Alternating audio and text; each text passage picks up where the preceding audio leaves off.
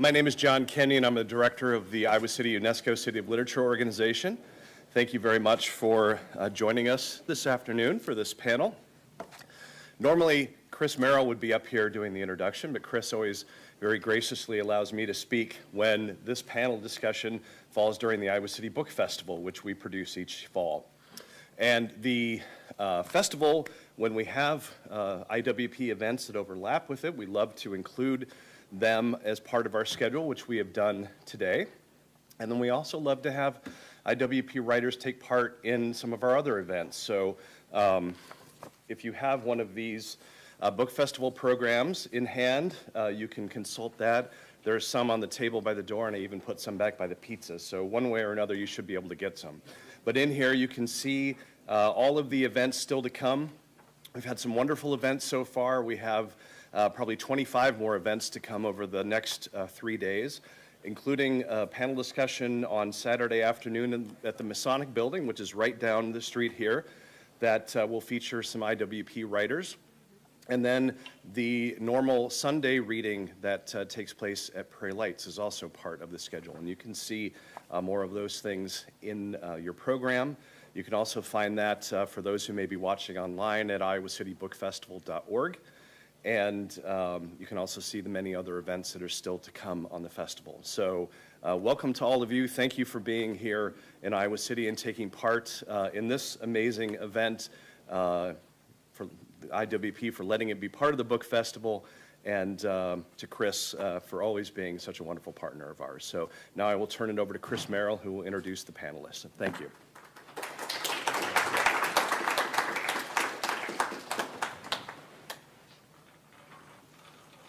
Thank you, John. It's always a thrill for the IWP to be part of this festival. Welcome to the Friday Panel series of the International Writing Program's 2025 Fall Residency. For those of you who are new to our programming, we've given our writers a topic to consider and present to you today. To learn about this year's cohort, visit iwp.uiowa.edu, where you can find their biographies and writing samples and the schedule of our upcoming events. There is also pizza in the back for those in-house, and that is generously provided by international programs. And now for today's panel, Trials and Tribulations of Literary Translation. Literary translation is not so black and white. What makes or breaks a quality translation? These essays explore personal experiences with literary translation and the challenging task of changing or muting unique cultural expressions to fill a broader audience. I'm going to depart a little from my usual rather spare introductions to read you something that George Sirtzis, the fabulous Hungarian-British poet and translator, posted this morning on Facebook. And I asked for his permission to read this to you because it is, I think, close to the center of what we'll be talking about today. It's called The Death of the Translator. It is unique. It hasn't happened yet, but he is the translator of Laszlo Krasznahorkai, who won the Nobel Prize yesterday. And he writes, "The number of posts I have written on LK's winning of the Nobel Prize almost qualifies as one of his long sentences." And indeed, his wonderful novel, The Melancholy of Resistance, is a 300-page long single sentence, and it is absolutely delightful. This morning, I have been finding articles about it. I don't often find myself so closely associated with the prize, albeit mostly as a footnote, or not even that. Papers like The Guardian and The Times and many others don't mention any of his three main translators, Atle, Maltzed, John Bakhti, and myself.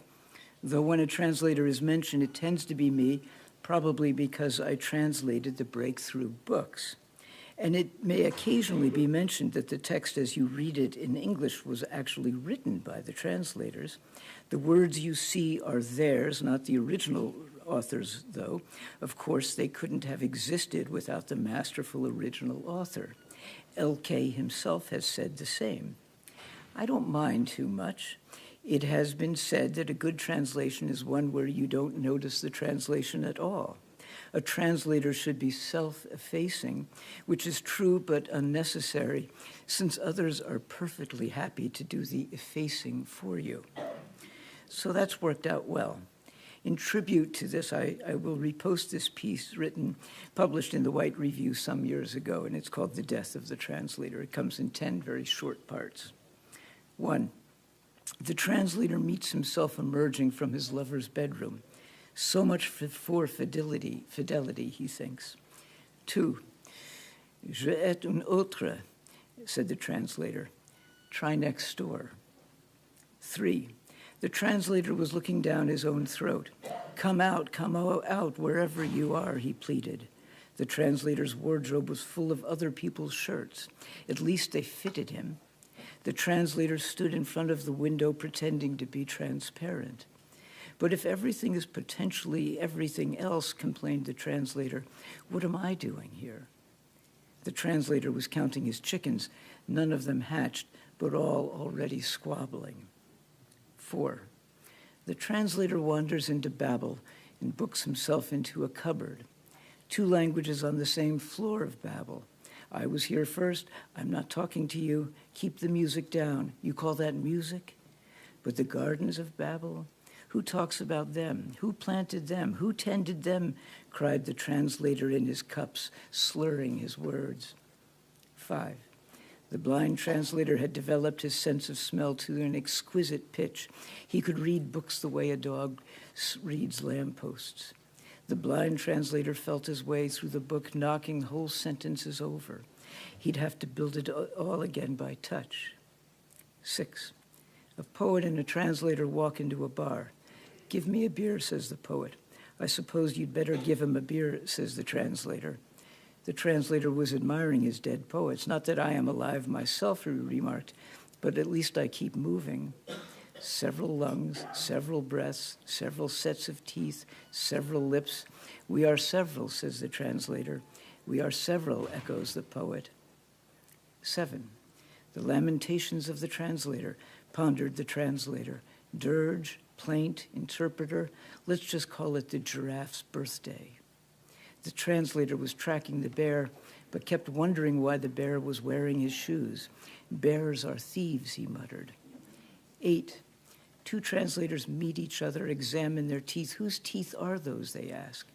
To meet a room full of translators, said the doctor, is like meeting a charnel house of saints, everyone a Saint Teresa. They lined up the translators and shot them. Which one was the poet, asked the soldier. 4th one along, maybe 5th, not that it matters. The translator lay dead, but they buried someone else. Then they brought in someone else. The translator's arthritis was killing him. The dead lay round the room like a compound of his own glittering bones. 9, we are legion, says the devil. We are the foreign legion, answers the translator. 10, Pentecost, Schmentecost, shrugged the translator. Just give me the crib. Our format is the same for this panel. I'll introduce the writers going down the list. They'll each give a brief presentation, and then we'll open it up to questions. Lindsay will be wandering around with the microphone. Please don't begin asking your question until she reaches you with that microphone, because we want to be sure that the audience watching on YouTube can hear you. Immediately to my left is Kazem Ali, who's our Ida Cordelia Beam visiting distinguished professor, and he'll be involved in a lot of things over the coming days, which I hope you will attend. He's a poet, novelist, and essayist whose work explores themes of identity, migration, and the intersections of cultural and spiritual traditions. His poetry is known for its lyrical and expressive language, as well as its exploration of themes such as love, loss, and the search for meaning in a rapidly changing world. Sukun means serenity or calm, and a sukun is also a form of punctuation in Arabic orthography that denotes a pause over the consonant. This sukun draws a generous selection from Hazm's 6 previous full-length collections and includes 35 new poems. It allows us to trace his passions and concerns and take the measure of his art. the close attention to the spiritual and the visceral, and the deep language play that is both musical and plain spoken. And we will be hearing from that portfolio of writings over the week. Next to him is Thomas Downey, fiction writer, translator, and screenwriter from Argentina. He's the author of 3 short story collections and a novel. His first book, translated into English, Diving Board, was just released this October and is available for sale at Prairie Lights. He's the winner of the Fondo Nacional de las Artes Prize for a short story collection and the Maria Elena Walsh Foundation Literary Prize, among others, and the recipient of grants from a variety of foundations. He's currently working on his second novel, Coma. His participation in the fall residency is made possible thanks to the generous support of Hugh F. Culverhouse Jr. and other donations made to the international program. Finally, to Tomas's left is Florencia del Campo, who comes from Argentina and Spain. She's the author of 4 novels. The first one, The Guest, in 2016, for which she was a finalist for the Premio X de Novela Prize. The second was My Mother. And the third, the foreign edition, won the El Premio Internacional de Novela Ciudad de Barbastro. Her most recent novel is To Have a House. It won the Premio Brutal Best Novel of 2024 in Spain. She's also published several poetry collections and children's titles in Spain, and her participation in this fall residency was made possible by an endowment grant from Paul and Walling Engel Fund. On to Kazem. You can sit or stand. I'll stand.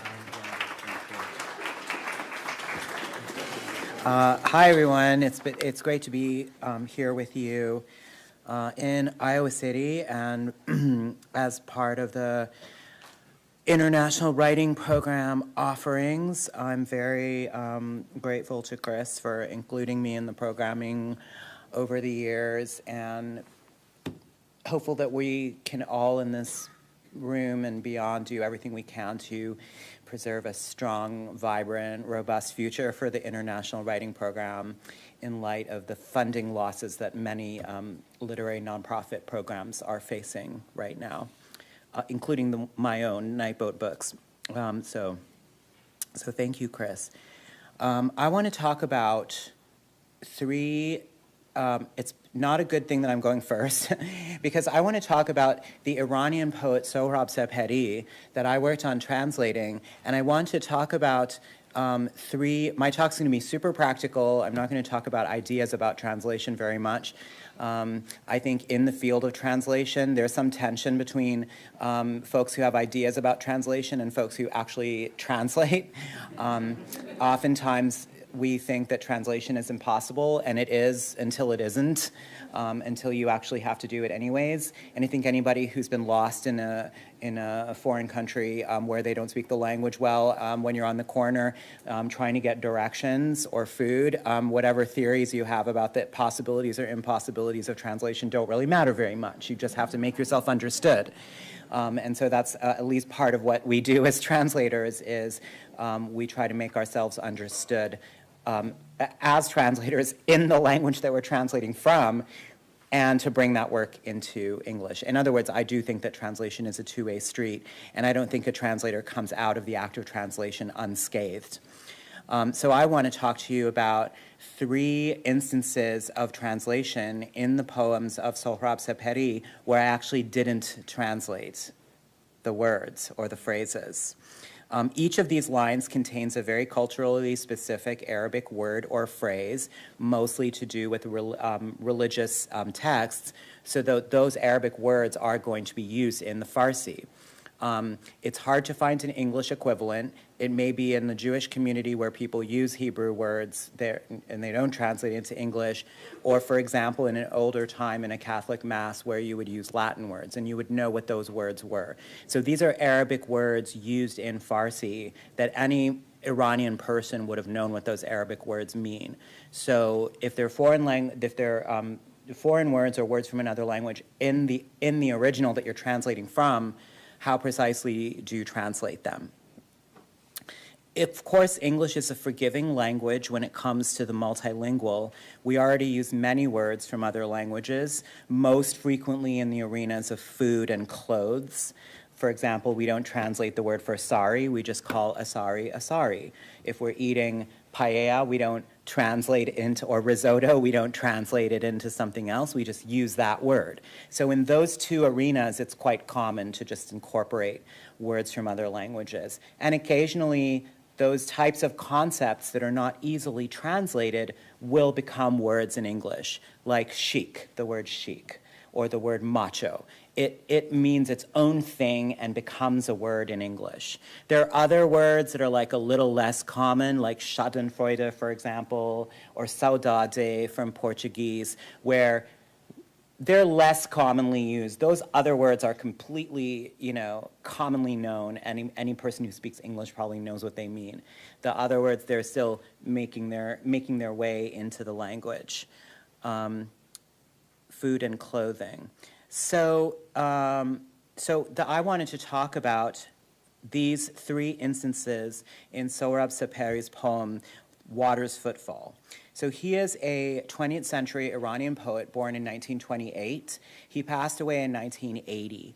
He passed away young, at 52 or 51, not having yet turned 52, of cancer. And he passed away in the early days of the Islamic revolution, or the revolution against the Shah had already happened, but the full kind of takeover by the more fundamentalist elements of the regime hadn't happened yet. But he was certainly, as a Muslim person, writing against the grain of religious orthodoxy.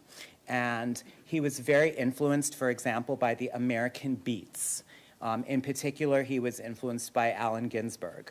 And in 1965, which is about 10 years after Howl came out and had already by that time been translated into Farsi, Walt Whitman was also a very big, and translated into Farsi, was a big popular American poet in Iran at the time. So he's familiar with all of these American poets. And he wrote a long poem called The Water's Footfall. And at the beginning of The Water's Footfall, he's kind of invoking religious ideas, but he's doing it iconoclastically. So one of the most, and he's invoking the kind of structure of the Muslim call to prayers, the call to prayer and the prayers themselves. So the first line I want to talk about is a very famous line of Sapari's. In fact, are there any Iranian people in the room, by the way? I do a little test whenever I meet an Iranian person. I am part Iranian, but whenever I meet anybody, I'm at IWP and my Lyft driver, somebody is Iranian, I will ask him if he knows this line, and I'll recite the line to him. And everybody knows it. It's like a very, very famous, commonly known line. It goes, Man Musalmanam, Qiblam ek gul sork. Man is the personal pronoun I. The at the end of Musalman is the verb. In Farsi, you have subject, object, verb. So the verb's at the end of the sentence, as in Urdu, and not as in English, no, because you have the verb in the middle, right? And Musalman, of course, is the word for Muslim. So Man Musalmanam is simply something like I am Muslim, or you could say I am a Muslim. Of course, nothing's ever equal in translation, and saying I am Muslim and I am a Muslim are, tonally very different. So you're already making a choice with the smallest little movement.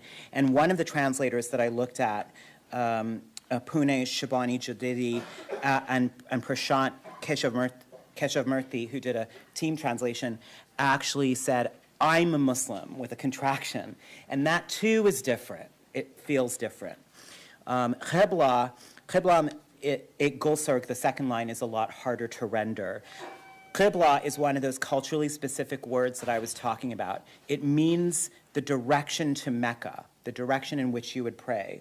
So if you were in the Muslim world, even when we were in Sri Lanka, I don't know if you guys looked up, but in India and in Bombay, if you're at the hotel and you look up at the ceiling, there's normally an arrow painted on the ceiling.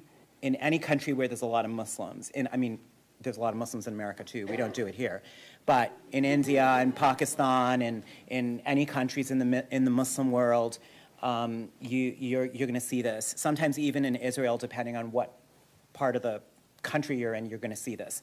An arrow painted on the ceiling pointing in a certain direction. That's the Qibla. It's the direction to Mecca.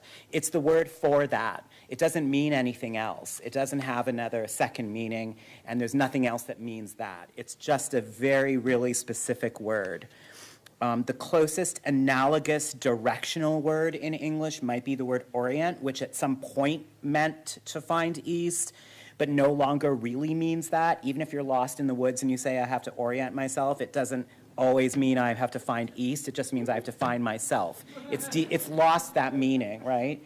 And it's more commonly not even that anymore. It's more commonly like freshman orientation, or I'm going to get my orientation at work, right? It means something different than what it used to mean. That's an example of a word that leaves behind its first meaning and finds a new meaning, even though it's like in the same category of things. So in order to translate the line properly, you have to think about what Sebheri meant. First of all, Qibla is not normally modified by a pronoun. It's just the Qibla. It's not my Qibla, or what's your Qibla, if I was to ask you that. There's only one Qibla, because Mecca's only in one place. Do you see what I mean? So from the very beginning, when he says Qiblam, it's like weird. When I show this line to people who know Farsi or but don't know the line, they kind of get confused. They don't know how to read it. They're like, what? I don't understand. What is this word? Because qiblam, my qibla, is like not a word. It's not a thing. It's like an invented word. I show it to them because I tattooed it on my arm after I finished the book, which is that's how I show the cab drivers and everything, the poem. It's just very easy to find. It's just, yeah, so. Where are we here? Okay, so the qibla, you wouldn't say my qibla, but Sebheri is making a point. His qibla isn't towards Mecca. His qibla is in a different direction. Qiblam ik gulsorg. My qibla is the red rose.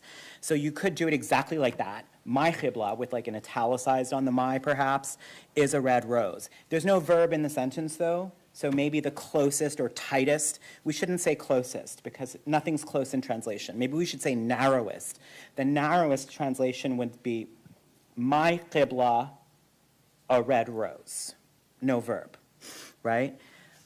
So I do like that rendering. That is the rendering that Pune Shabani Jadidi and Prashant Keshavmurthy did in their translation. But it doesn't reveal the sheer audacity of claiming a personal qibla. And at that, one so humble as a flower. So it's audacious for two reasons, right? It's audacious to say my qibla in the first place, and it's furtherly audacious to say it's a flower. And it's not like any special flower, it's any flower.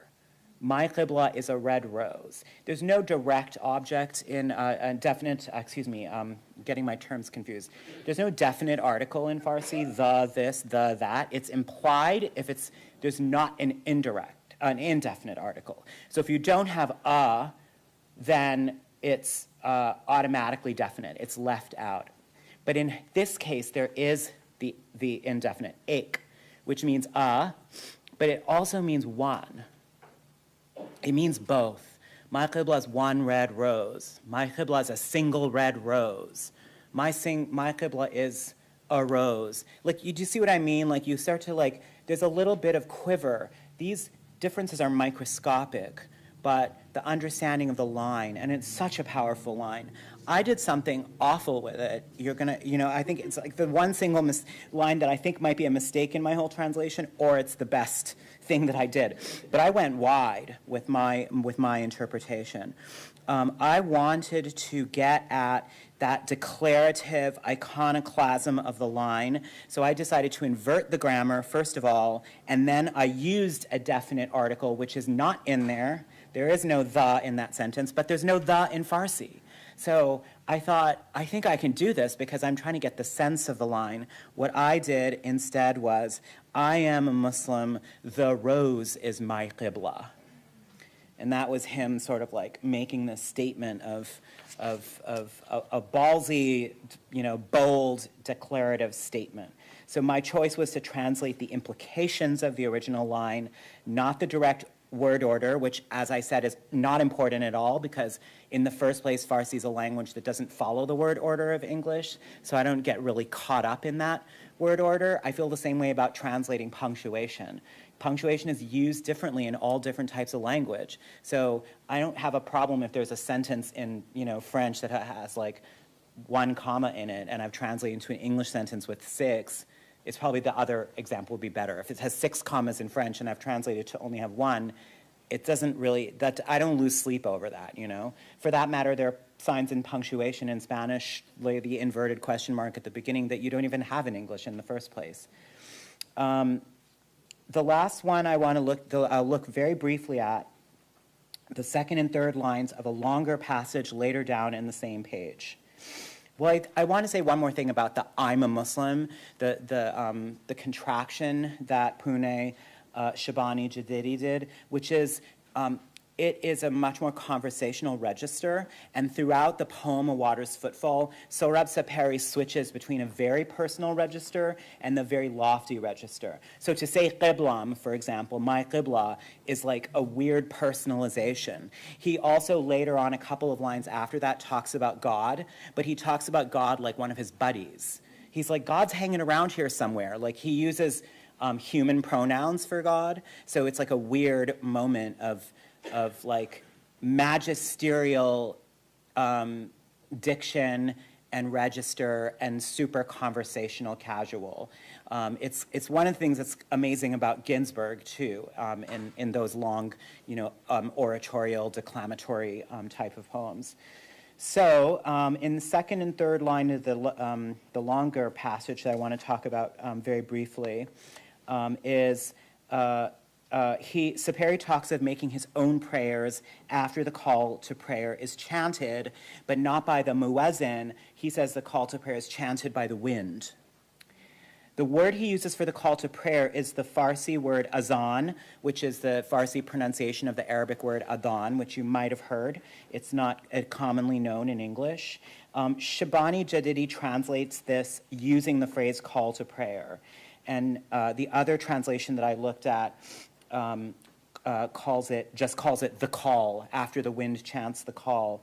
I actually wanted to use the word azan precisely because it was not a familiar word in English, and I started to think about those words like sari, like the food words and the clothing words like samosa and all of those type of things. I started to think about them, and I started to think, why shouldn't we start to have, instead of saying call to prayer, why shouldn't we say azan?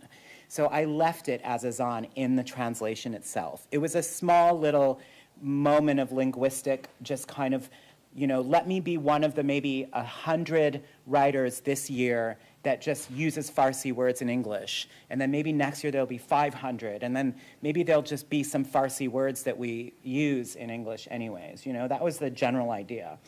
In the same line, Saperi describes the grass reciting the Takbir al-Ihram. Takbir al-Ihram, as a phrase, is the word for the chant Allahu Akbar. So what I mean is, like, the golden rule is do unto others as you would have them do unto you, right? But it's called the golden rule. So the Allahu Akbar chant is called the Takbir al-Ihram. And oftentimes in Muslim spaces, someone will shout out Takbir, and everyone in the group will say Allahu Akbar, or like shout it out like that, right? So neither Shabani Jadidi nor the other translator, Shahid, used the term Takbir al-Ihram. They both instead used the term God is great, which is the normal English translation for the phrase Allahu Akbar. But I think Allahu Akbar itself is common enough to English-speaking audiences, so I chose to retain it untranslated as Allahu Akbar. And Muslim people in the room know this is like a little obscure. We don't have time to get into it. But God is not a really good translation for Allah. It's a little more complicated than that. And Akbar, the word Akbar, does not actually mean great, quote unquote. So God is great as a translation for Allahu Akbar is an incorrect translation. That's a whole other 45-minute long talk. And now I'm going to say I'll just close on this last little bit. Oh, okay. All right, so there is one last piece of all of this that's in your little written document. You can take a look at that, and I'm happy to answer any questions. Thank you. And just a reminder for our audience at home, these presentations will be loaded online so you can read them at your leisure. Tomas? Well, thank you, everyone. Thank you, Kasim. That was really interesting. And thank you, Florencia, in advance also. Thank you, Chris, for presenting us. Okay, so rather than an essay with smart takes, hypotheses, or profound analysis on the subject, this is going to be an account of my own personal experience as a translator. A confused, slightly desperate, and mostly pessimistic account. So bear with me, please, because I'd like to begin with a confession. I think I've had enough. 3 weeks ago, I finished working on the translation of an 800-page novel, The Book of Love by Kelly Link. When they first offered me the job, I was thrilled. I love Link's work, and I had already translated one of her short story collections. Stranger things happened. But the problem was my editor, always in a rush, wanted me to do it in 6 months. I persuaded her to give me more time because I really wanted to take it on, and we settled on 9. Of course, I ended up taking 12. A full year in which I had to put many personal projects on hold, find excuses for my friendly but anxious editor's inquiries, spend Sunday mornings working on revisions, or find myself dissociating at social events, thinking about how to reproduce the anachronistic way some characters spoke, or whether I should use footnotes to explain this or that wordplay. A full year, one could say, under another writer's shadow, trying to peek inside someone else's mind, and not knowing whether to complain because I couldn't devote all the time I wanted to my own stories, or to be thankful for having an excuse not to. But the main issue is, even after a year of working on it almost every day, I'm still not happy with the version I submitted. If I had the time, and if my editor had the time, I'd keep working on it. What I'm trying to say is that translation, from the translator's point of view, is an impossibility. The final version will always be flawed, clumsy, just an attempt at achieving a utopia. It is important, even necessary, like building bridges, but it's also deeply frustrating. Back to the Book of Love. As I said, I love Link's work, and I've been waiting for her novel for a long time. But after accepting the job, I realized I would have loved to read it just for fun, and maybe just once instead of 5 or 6 times, without having to squeeze my brain trying to reproduce her wit, her fantastic humor, her musical rhythm, and her constant winks to the reader in Spanish. A language somewhat more nuanced than English and, for that same reason, a bit slower and less snappy. When I talk about translation, I often use the verb trasvasar, which refers to pouring a liquid from one container into another. It's a strong metaphor because liquids have a definite volume and an indefinite shape, qualities that I think apply to a literary text in translation, but also mainly because it's impossible not to spill some of the contents in the process. Just picture 2 bottles, probably of different sizes, colors, and shapes, with really small mouths, and there's no such thing as a funnel. So, whenever I translate a book, it's hard not to end up hating it. Well, maybe I don't hate the original, just my own version, but things tend to get mixed up. And that brings up some important questions. When we talk about a translation and its original, are we actually talking about the same book? How much of themselves does a translator put into a translation? Is the translator also an author? Where's the limit to the liberties they can take? These open and rhetorical questions are the ones I often ask myself while working. They are the reason I find translation so interesting and so complicated, like a kind of puzzle. Just as when I'm writing my own stuff, aren't translations also my own stuff? I need to approach the job with a quiver of doubt, with a sense of vertigo. I can't write any other way. Translating demands a lot of work. You never finish on time, you're never happy with the final result, and it often goes unnoticed. Publishers have begun in recent years to put the translator's name on the cover, yes, but check some reviews of translated books and see how much they say about the translation. Not about the translator, but about the work itself, what it implies, how much it can change a book for better or worse, etc. It even pays terribly. At least in Argentina, you can't make a living solely from literary translation, not even close. Yet despite all this, I keep doing it. I spent this last 6 or 7 years translating one book after another, around 12 so far. And every time I finish one, I promise myself to take a break. But then I get an email with a new offer. I think about it for a day or two, and I end up saying yes. Why? Because translating is like writing with both hands tied behind your back. It's an amazing exercise that forces you to face problems and find solutions within a very tight space. You don't have the room to try something new. You can't delete a paragraph or even a sentence you're struggling with. You can do whatever you want as you would with your own book. You're still writing, but you have to follow a narrow path. You can color a bit outside the lines from time to time, of course, but only as an exception.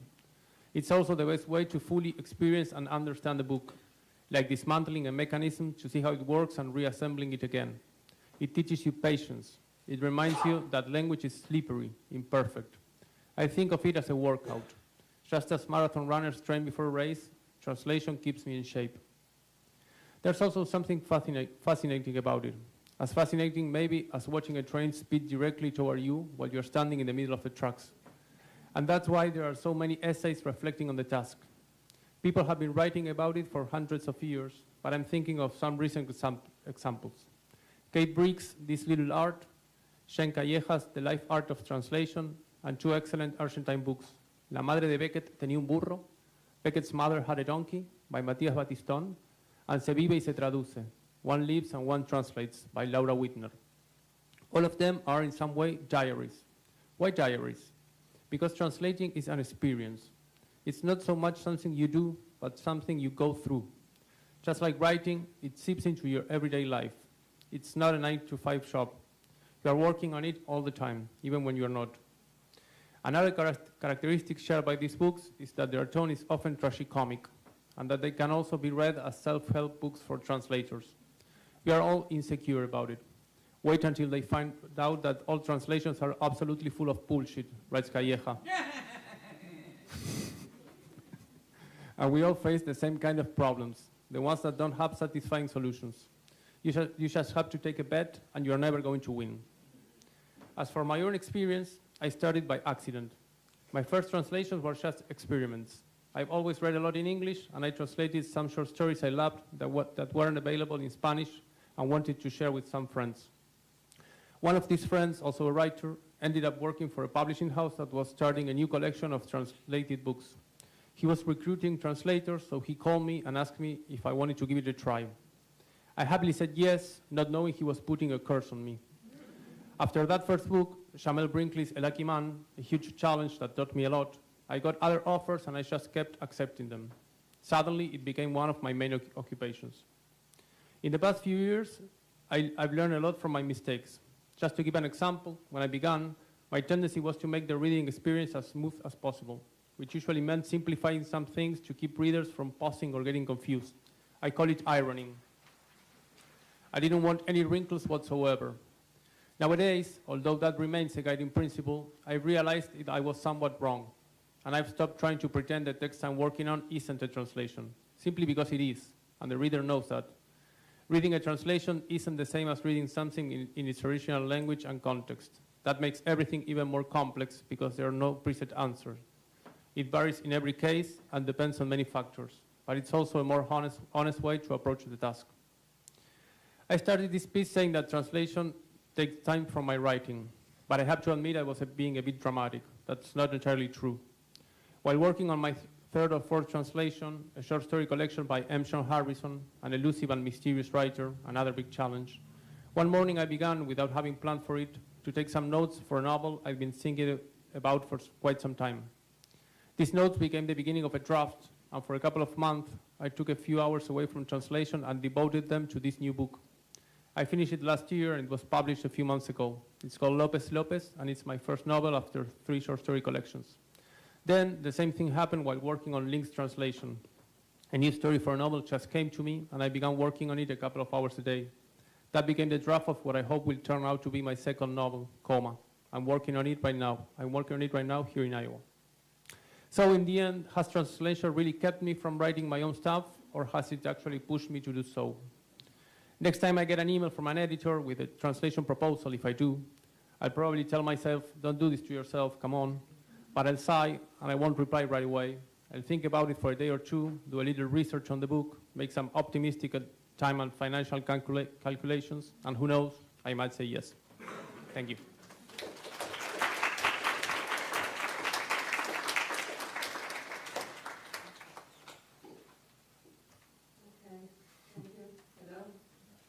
Thank you, everybody. I love this table because I'm going to talk from the other side, I guess. I don't know. Let's see. One, I feel like an imposter because I am on this panel, but I don't work as a translator. Now that I say imposter, it comes to my mind the book La Impostora by Nuria Barrios, Spanish translator and writer. She says in that book, translation is a fiction based on true linguistic events. 2. When I was flying from Madrid to Chicago on my way to Iowa, I watched a documentary about the music in Scorsese's films. At some point, he said that cinema is itself like music anyway. You create a rhythm. I think it's the same with writing, music. You create a rhythm. When I think about the difficulty of translation, I believe a key question is how to translate that music. We might think this becomes more evident when talking about poetry versus prose, but I don't think that distinction is necessary. 3. The other day I was teaching a course about the relationship between mothers and daughters to a group of students, and we analyzed a poem by Sharon Olds called 3510. The last 2 lines of the poem say, it's an old story, the oldest we have in our planet, the story of replacement. This is the original version. Of course, I teach in Spanish, and we read the poem in that language. The Spanish version of the poem I read that day says, es una vieja historia, la más antigua de nuestro planeta, la historia del reemplazo. This version is online, but it does not mention the translator. I had to tell my students that there are at least 2 more versions. Es una vieja historia, la más antigua de nuestro planeta, la historia del relevo. This translation was done by Oscar Curieses. Es una vieja historia, la más antigua de nuestro planeta, la historia del testigo, translated by Almagro Iglesias and Jiménez Arribas. But one student added that he knew another version. Es una vieja historia, la más antigua de nuestro planeta, la historia de la sustitución, translated by Inés Garland and Ignacio Di Tullio. So replacement has been translated as reemplazo, relevo, testigo, and sustitución. If I check replacement in DeepL, it translates it as reemplazo, where reference.com gives repuesto, recambio, reemplazo, sustitución, suplente. ChatGPT tells me that replacement is reemplazo or sustitución. But translation, beyond dictionaries and machines, needs soul. That's funny. I'm using this example to show that a single word contains many possible translations, but the specific word I'm using literally means something related to replacement, that is, a thing that takes the place of something else, or the act of replacing one thing with another, Cambridge Dictionary. It almost sounds like the very definition of translation, doesn't it? 4. Translation. Transfer, transformation, transition, transport, transit. Let's play with the trans words. Transparent.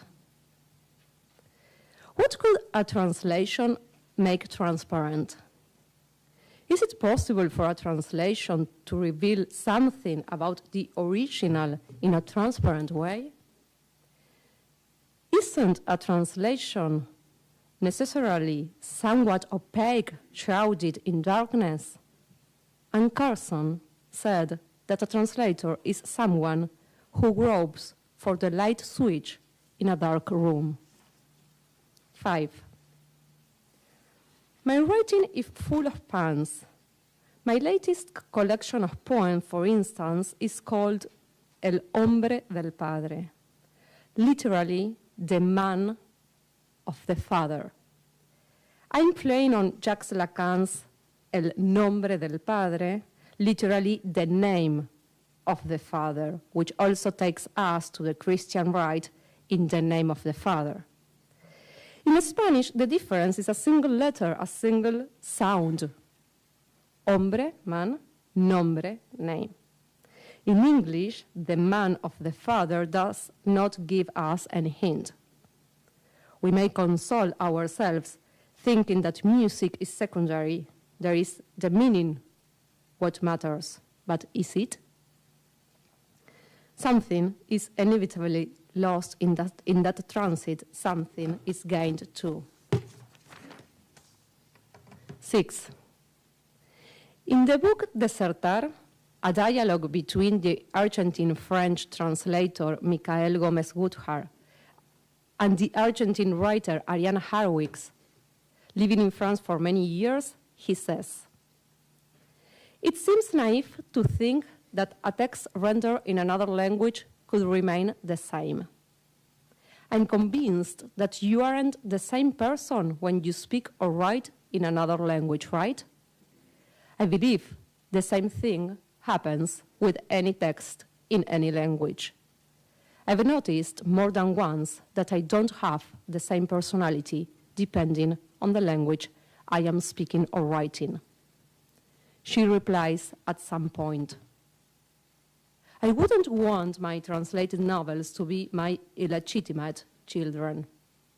Perhaps if I didn't live in another language, I wouldn't have this kind of relationship with my translated books, and I could see it as someone else's effect, as what it really is, another person's writing."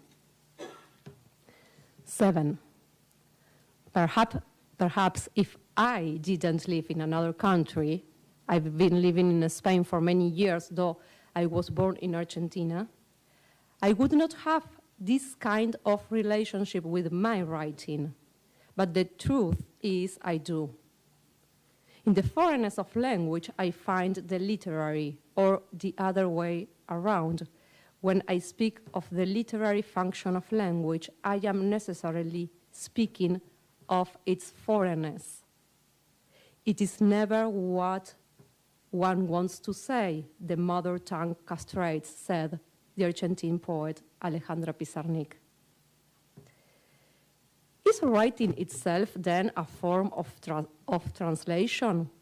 Clarice Lispector said, "When writing it again, the only seemingly paradoxical certainty is that what makes writing difficult is having to use words."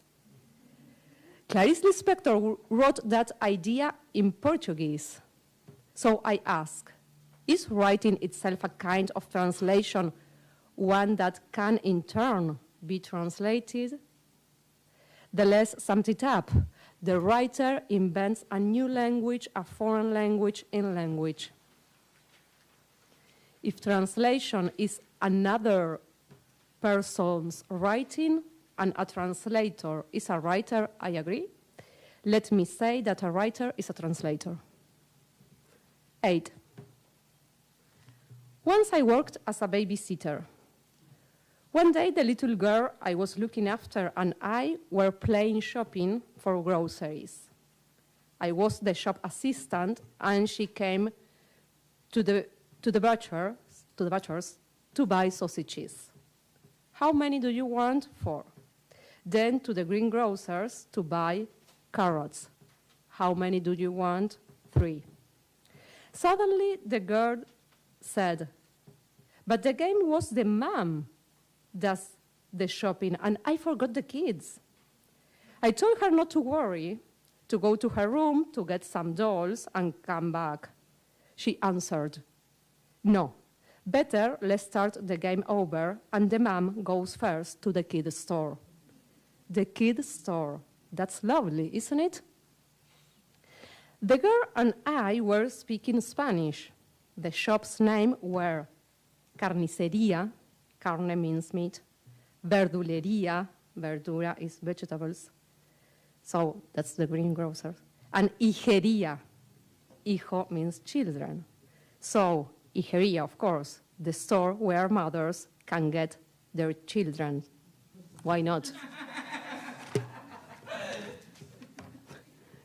I'm telling this in English to check how different the story sounds if I tell it in another language, and to see how children invent words. They are the first ones that need to translate the word into language. 9, language. I once had a boyfriend whose mother tongue wasn't mine, and he spoke Spanish as a second language.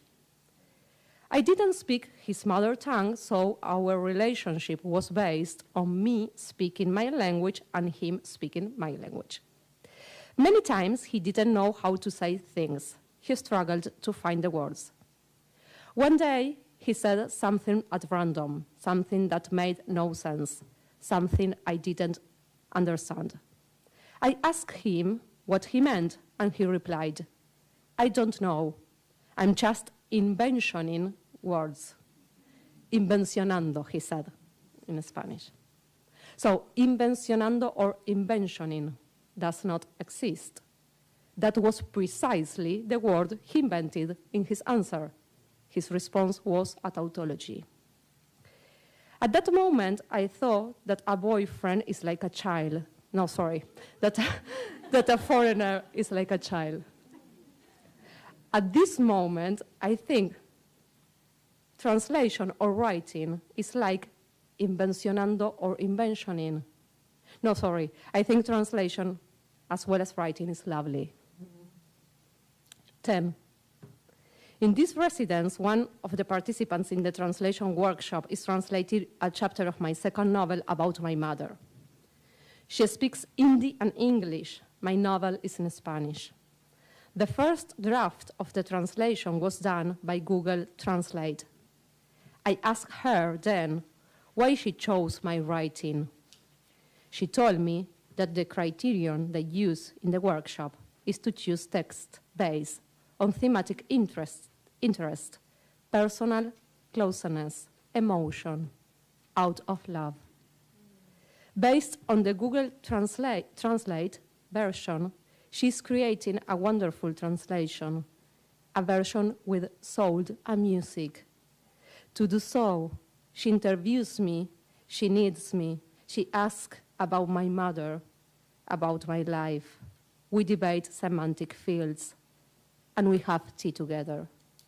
If that isn't translating, if translating isn't putting your whole self there, then, in my opinion, there is no translation. 11. The other day, it occurred to me that not being able to find a way to say what you want can be a great stroke of luck. Perhaps then you'll find something else to say. Something you don't want to say, but that you can say, that you allow yourself to say. That's the only definition of translator I can think of right now. Or is that the definition of writer? Or are they the same thing? 12. By the way, this text, what I just said, was partially written in Spanish and translated into English using AI. I don't think I lost my soul, though. Thank you.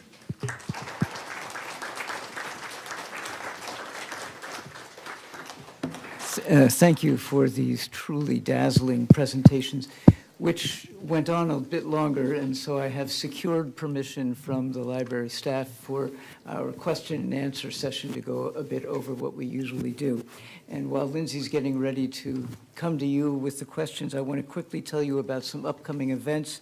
Join us at the Shambha House tonight at 5 o'clock for a reading by Ikram Basra from Pakistan, Hayuk and Michaela Kwan from South Korea.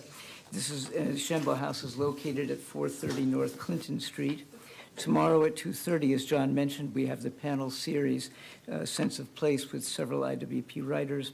On Sunday, Kazem Ali will be reading at Prairie Lights at 3:30 p.m. as part of his Idea Cordelia Beam Distinguished Lectureship, visiting lectureship. And he will be joined by Gigi Al-Sana from Saudi Arabia, Yuyuan Lan from Hong Kong, and Blanca Bersail from the Spanish Creative Writing Program. And all of these events are part of the Iowa City Book Festival. And so with that, I'll open it up to questions.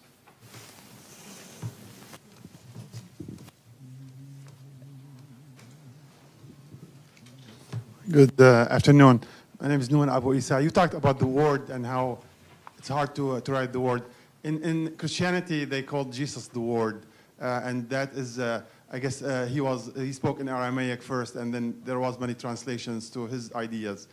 In Arabic, I guess, and the Quran was written in Arabic, and it was mandated that people do pray in Arabic to keep the language as it is, and it's preserved that way. The Arabic language can invent many words.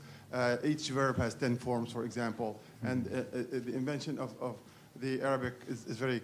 And do you see that there's lots of changes going through religious translation or changes over time? You're asking me? Yeah. Yeah. I guess. Yeah.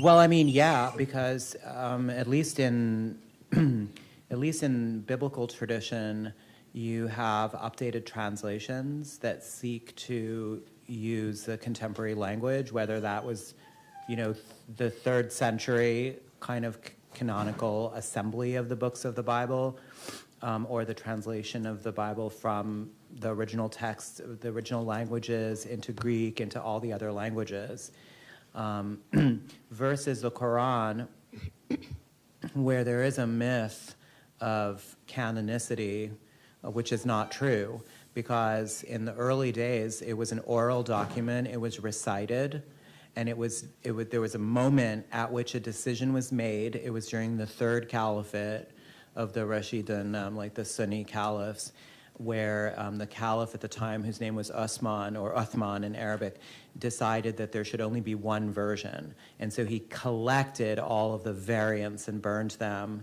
and created that was the definitive canonical version.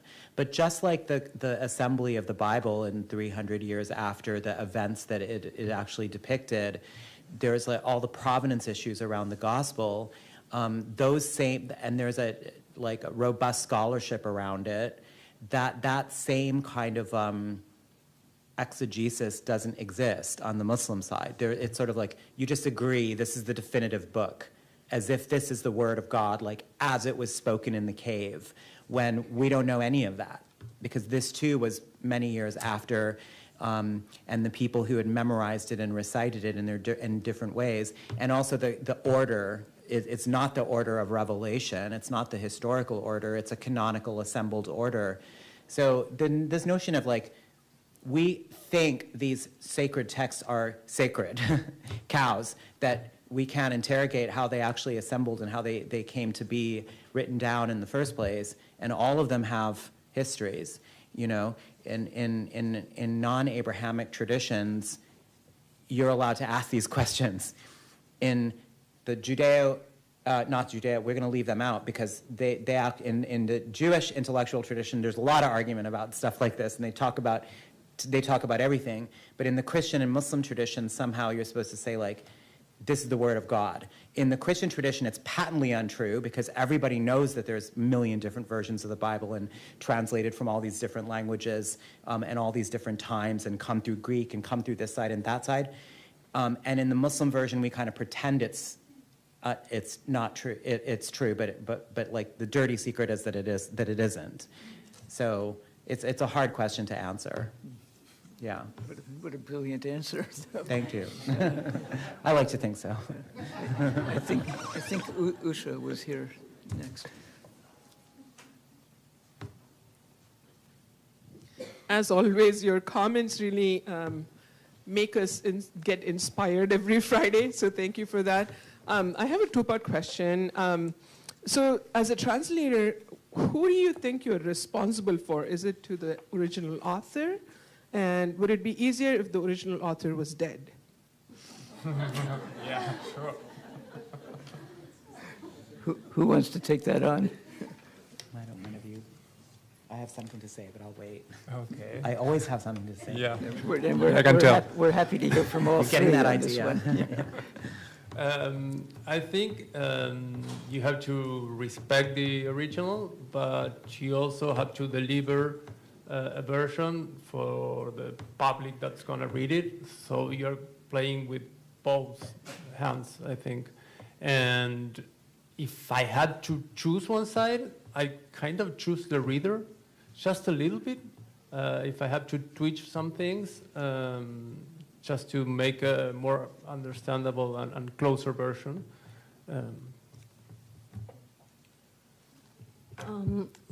As a writer, I don't need to be dead. If some of my writing is translated into a language that I don't know, and I mean, one thing is into English, for example, but to a language that is totally foreign to me, that is enough to be a part out of that. And in that sense, I think that translation is like an act of faith. You have to believe on someone. I just want to add that those are great answers. One thing that I would add is that when you are translating, for me anyways, it's also bringing something into the new language. It's bringing those poetries into the new language. It's for literature in English that I'm translating, Sohrab Saperi or Ananda Devi from French. Like I want that to be part of American poetry, their work to be a part of American poetry. Yeah.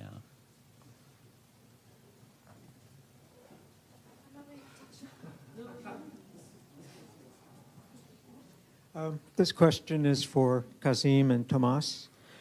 Florencia talked about the music in the language. And I know that this is true because I'm reading, it's my foot that starts picking up the beat, 4x4 or whatever. So my question is, in your translations, do you feel the music of the language? Is it something that you can carry from the original language into the language that you're translating? Is there the music there? What do you think? You want to try? I remember when I started translating, I read an essay by an Argentine author and translator called Marcelo Cohen, and he's great. And he talked a lot about the rhythm and the music and the sound. And that kind of obsessed me at the beginning because I couldn't do it. It was really hard. Then I learned that I think you can divide a translation. I'm simplifying a lot, but you have the meaning and the music, the rhythm. I think the meaning comes first, and then you have to reproduce some of the music or the rhythm. Probably you can try to pick words that sound kind of similarly. Sometimes you have options, sometimes you don't. And I try to keep the structure of the sentences, though sometimes in Spanish you have to turn things around, but still the length, the punctuation, etc. I try to keep that. But I think the meaning comes first, and then you can try to do whatever you can do with the sound of it. Yeah, and I think it's impossible. And it's each translator's kind of choice to try. I once listened to Jed Detman, who is a scholar of Emily Dickinson, give a talk on Dickinson as translated into other languages to see who could kind of follow the rhythm and the language that in his talk, the language that he posited had the closest to Dickinson's rhythm was Dickinson translated into Mandarin, as opposed to Dickinson translated to Italian or French or any European language, or German that might be closer to Dickinson's own language, but that the prosodic qualities of Mandarin language and poetry was the closest to Dickinson's rhythms. And he recited in the talk, and it was like, we were all pretty much like, yeah, he's kind of right. Dickinson in Chinese, if you want the sonically, the rhythm of Dickinson, you have to listen to Dickinson in Chinese. So I think it's just a good example that if you look at the selected poems of a Transtromer that Robert Haas, I think, edited, where he did as a Transtromer done by like 7 or 8 different translators of Transtromer, and you realize like, oh wow, even Transtromer doesn't sound like Transtromer. Like it depends on if it's Mae Swenson or if it's Robert Fulton or whoever's doing it. Everyone's kind of bringing their own, or Robert Bly or whoever, they're bringing their own sense of rhythm to try to imitate that.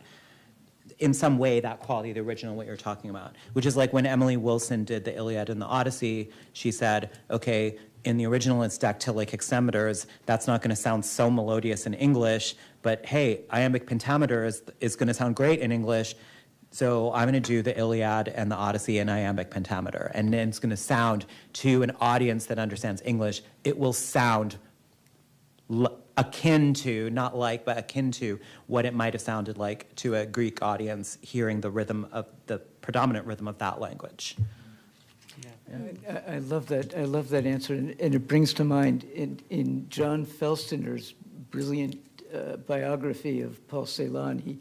He looks at some of Celan's translations. Celan wrote in German largely, though he also wrote in Romanian early in his career. His translations of Dickinson from German into French, his translations of Dickinson into German. Mm-hmm. And then he retranslated them. Mm-hmm. And when you read the retranslations, you realized, oh, these are Paul Celan poems. It was entirely his music that he was capturing. Yeah. And he's another person, great example of someone to read, like, 6 or 7 different translations of Paul Celan. The same poem, and you can find him because he's widely translated enough. You can get like, what is it? I forget her name. Catherine Washburn. Is it Washburn? Felstener, Hamburger, Pierre Joris, like Heather McHugh and her husband. Heather McHugh, and you find the same poem though, of all. And then you read that poem by David Young, and you read all of them, and you're like, oh yeah, there's like, this translation racket is really, because they sound really different from each other, yeah. I think we had a...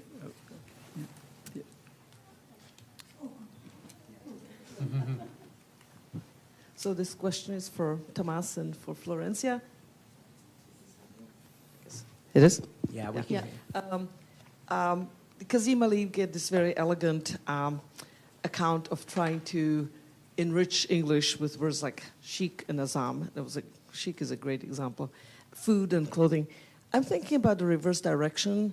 How do you feel and how do you deal with the avalanche of English as it penetrates, attacks, invades, floods, other languages?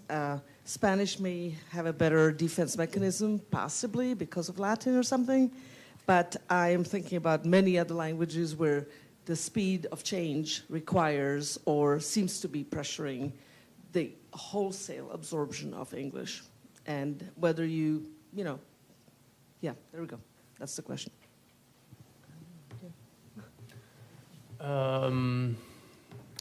I can think of many things, but if you speak of Spanish, for example, you have to speak of Spain, Colombia, Chile, Argentina. They all sound different in a way, and they all have different idiosyncrasies, ideas. And for example, in Spain, they don't use any English words. They translate everything, at least as far as I know. I don't know, I think, for example, in Mexico, they probably adopted a lot of English words. In Argentina, not so much, but there are a lot too. So when I'm translating, there are some words that are already replaced the originals, or maybe they don't have a translation. So those I use. But if they have a translation, even if it sounds a little weirder, I try to keep it in Spanish. But again, there are some words that have been totally adopted, and that's fine. Yeah, as I said, I have been living in Spain for many years, and I was born in Argentina. And yeah, it's true. In Spain, I don't know if I should say we. We or they say Spiderman, for example. No, I mean, sometimes it's the word in English, but with a Spanish pronunciation. Spider-Man. Oh. Yeah, Spider-Man is a Spider-Man. Oh, I see, yeah. Yeah, you Yeah, under, of course, yeah? yeah. So sometimes it's something in the middle. It's not to translate it into Spanish, could be, but sometimes it's that thing, to read it phonetically. Yeah? This is really annoying for me that I was born in Argentina. Yeah. One of the explanations for this is because in Spain they have a tendency to To double the movies. they rephrase the sound, it's doubling. And in Latin America, at least in Argentina, we're used to watch them with subtitles, so we listen to English all the time. In Spain, they have been like, because of Franco, etc. Yeah, exactly. It's a long story that we all know. And then I don't know if I am going far from your question, but I have to do every day with myself the exercise to translate my speaking into, I mean, it's something that maybe I do it unconscious, but it's not the same as Thomas said. It's not the same Spanish we speak in Latin America, and even into Latin America there are many differences rather than Spain. So, and I have to deal with that when I write, for example. I all the time I have to choose the word that I want to use it, because the clothes and the food, for example, the fruits, the name of the fruits in Spain are completely different than the name of the fruits in Argentina. And when I am writing a novel, I never know which one I should use, which one I should choose. And this is something that makes me, yeah, I find myself into a problem with that. Just to add one thing, it didn't happen to me, but I know of some friends that published books in Argentina and then in Spain, and the editions in Spain have been translated. Yeah, they changed some words. Yeah, there is changing a lot nowadays. I mean, yeah, there is a new tendency. No. Yeah. Oh, okay. I don't like Okay. No, I mean that try to respect not to translate. Okay. I like so that. you like, yeah, The you like regional, it. I know. the regional different, the different Spanishes, and there are different Englishes too. Honestly, Yeah, yeah. yeah. I think it used to be worst. That's my point. And now it's the publishing companies are like more conscious about that and trying to respect a little bit more. I just want to make one last comment about this issue, because it's when English becomes a barrier or becomes a mediating point. So, for example, in India, a lot of the writers who are writing in not in Hindi or English feel like they have to be either translated into English in order to be taken seriously as a writer if they're writing in Telugu or Kannada or any of the various other languages on the subcontinent. And that the translation that happens is not going to happen if you're a Tamil writer, for example. Your work might not necessarily be translated into Marathi directly. It'll be translated to English. And then the Marathi version will be translated from the English version. So that's when it starts to become a little complicated. The implications are different. On the other hand, the English itself is very different. I mean, there are different Englishes, like you can say British English and American English. I mean, it might be just the instance of spelling and some words and slangs. But when you start talking about Indian English or Scottish English or other kinds of English, those differences are more significant.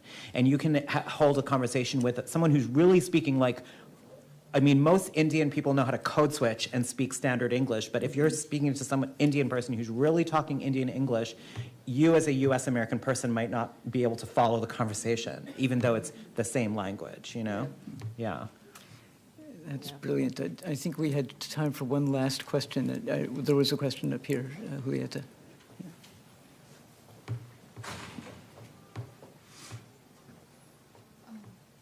So, It's on. Yeah.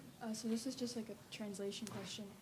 If you are translating something and and if the thing you're translating from has a pop culture reference in its original language, how do you translate that to the new language so it's understood by readers who might not get that reference? What a good question. Yeah.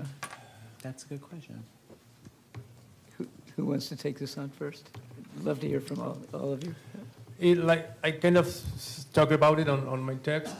It depends on the case. I try not to avoid footnotes because I think they're annoying. I just want the text to flow. And there are many pop references that can't be understood maybe in Spanish, coming at least from here. But sometimes you have to add something. The footnote is like my last option. Sometimes I use it. And sometimes you can add a little word or something that will explain, or not explain, but clarify the meaning of what you're talking about. For example, here they use a lot of brands names for products. And many of them are not known maybe in Argentina. So you have to maybe add the word, like the substantive before the brand. So it depends on every case. You have to trust your reader too. Sometimes they're going to just learn something new. Yeah. A footnote's not such a terrible thing. I don't know. It should be okay. I think about not necessarily pop cultural references, but just specific things like red is a bridal color in India. And so if a bride wears red, it's normal if someone's wearing red in a story, versus here where, that it has a different valence, the color has a different valence. So there's just ways where you translate it and you include a little note, or the text itself might teach you. You might say the dress, maybe the word in the original language is dress, but you translate it as bridal dress, so that someone who's reading it knows, even though she's wearing a red dress, the fact that she's wearing a red dress means she's a bride. You cheated a little bit in the translation, but it becomes clear. Yeah.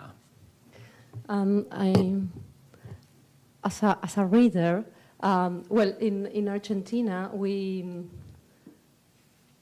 had to read a lot of Spanish translations. We grew up reading Spanish translations. And one thing that I always remember is in many books that when the character is going to the post office, it always says it's going to, in Spanish of course, it's going to Correos, because Correos is the name of the post office in Spain. And I always wonder myself why it doesn't say it's going to the post office. Why I need the specific name, the specific brand of something so related just with Spain, and I have to read that from Argentina. And I think it's related with which one is the hegemonic language, and this is another very big discussion. Wonderful to end this discussion at the post office. And a reminder that you can find the writers' presentations as well as their biographies and samples of their work online. And do come to join us this afternoon at 5 o'clock at Shambaugh House. Thank you all. Another round.